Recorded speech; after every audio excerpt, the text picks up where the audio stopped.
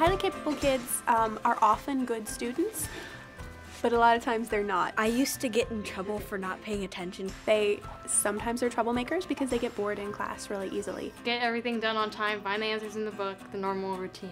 They might be learning things that they already know. My other classes are really easy. They might be doing the work, but having a lot of extra time. I would always get done before everyone, then I just sit there most of the time. Our kids are often asynchronous, so they might be super math students and not be able to write. It's not always the best behaved kids or the ones that always turn their homework.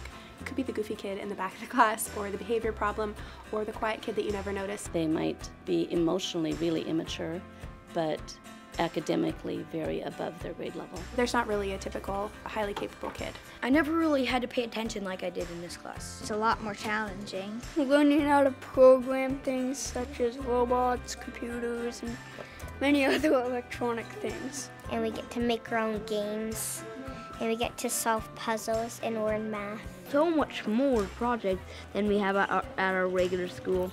Usually it's project-based. They really like mysteries. We do history mysteries. The problem is there's not always an answer, and that drives them bonkers, but a good kind of bonkers. They say, can we do it this way? Can we do it this way? Or is there a scientific study? What can we do over here? And sometimes there's no answer, and that's a great lesson too. Another thing we do is let them investigate their deep interests. So we have time in this program. We have that luxury of time that they can do research and they can really get into things they're interested in. You have a more opportunity to understand something, because here we spend more time on something than we do in a normal everyday classroom. We really focus on the thinking skills, both the critical thinking, so they're really thinking deeper about things, and the creative thinking, so that they are imagining and using their creativity. I just really like the freedom to be creative. Like really with bookwork, you're just limited to what answers they want you to answer, but being in honors, you can answer however you want because there's so many different ways to explore. It does incorporate the arts and music and things that they don't always get as much time for in the regular classroom. We had to define Newton's first, second, and third law in the song, and we had a choice of any song we wanted. I'd like to make myself believe that planet Earth turns slowly.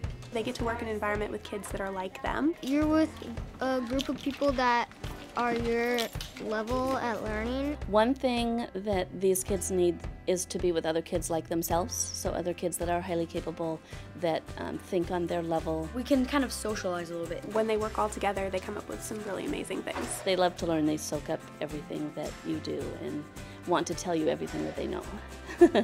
It's something to look forward to, because mostly in a normal school day it'll be like, okay, it's time to go to school, but here it's like, okay, I'm ready, it's time for like challenge. It's like, for me, it's become that Thursday is a day I look forward to.